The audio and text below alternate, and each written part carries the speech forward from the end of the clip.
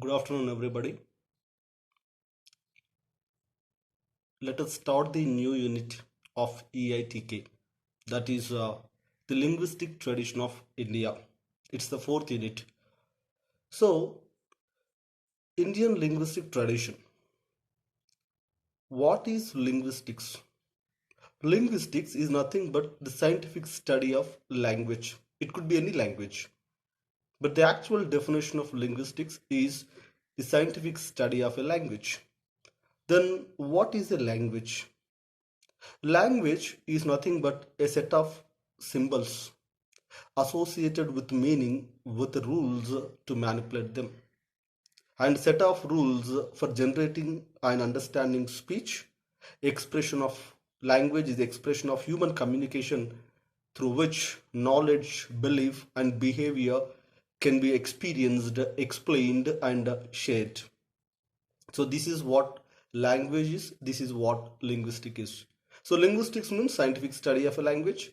Language means set of rules with set of rules that create meaning, and language is nothing but a human expression through which knowledge, belief, behavior can be shared, explained, and experienced.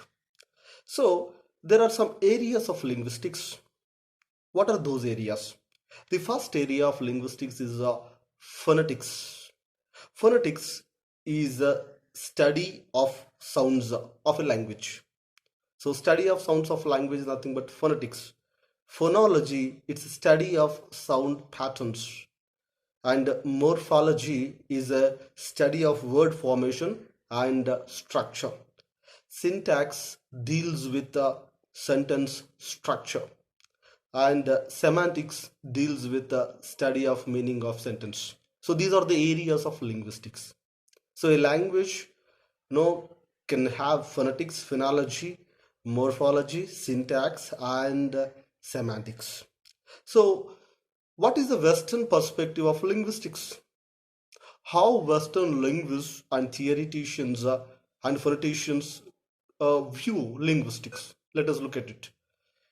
So Sir William Jones, who belonged to the 18th century, he noted some striking similarities between Sanskrit, Greek, Latin, and Celtic languages in the 18th century, Sir William Jones.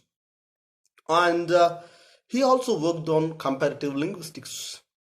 And modern linguistics, Ferdinand de Saussure, 1857 to 1913, he worked on the structure of language, and he also worked on structure of linguistics.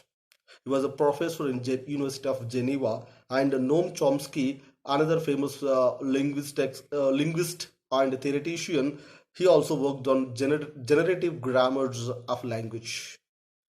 And what is Indian perspective of linguistics? So, linguistics in India is a very great ancient tradition. There was a great emphasis on correction of speech, and the literature of linguistics in India was Vedas, Pratisakya, Nirukta, Astadhyayi, Mahabhasha, and Vakyapadya. So these are the literary works on Indian linguistics and Indian grammar. And the language structure. What is the language structure of Indian tradition? Sound and pronunciation, which is dealt by Siksha, which is one of the Vedangas. We dealt with this concept in the first unit, Siksha. And according to Indian linguistic tradition, the basic sound, the basic unit of a sound is called Varna.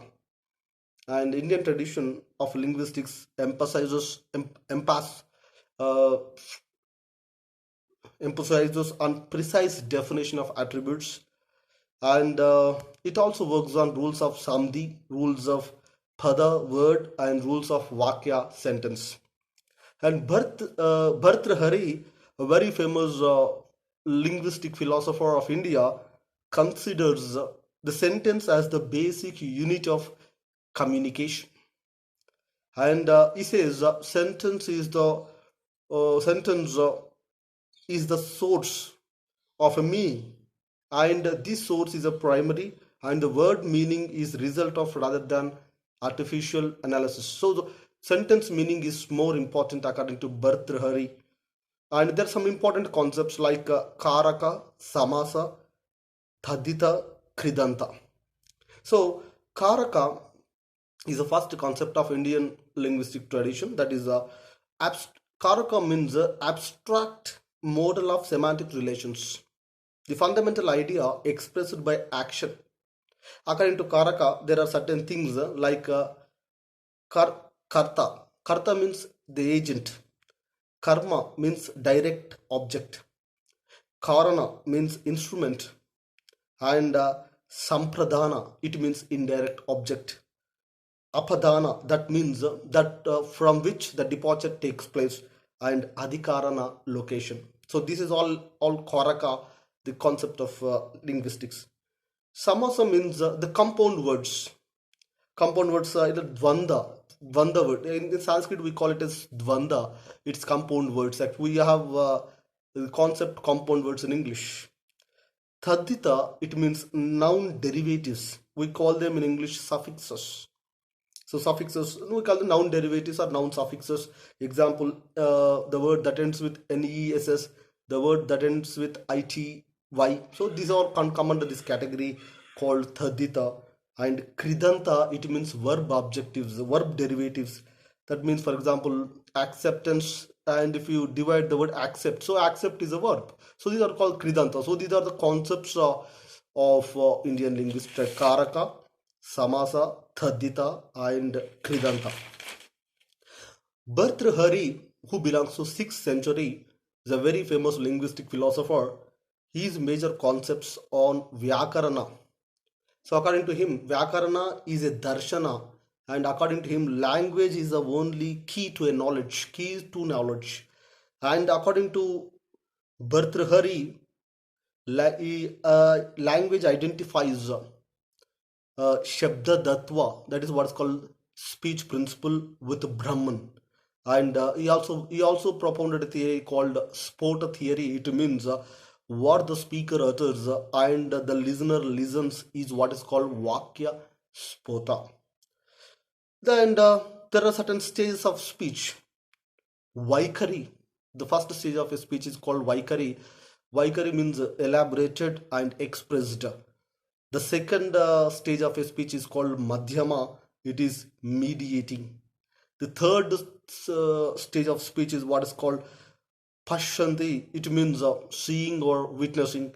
The fourth one is what is called Para. It means transcendental. So these are all called four stages of speech. So this is the introduction part of Indian linguistics. In the next videos, we'll discuss the contribution of Indian linguistics, and we'll discuss various grammarians of India. Thank you.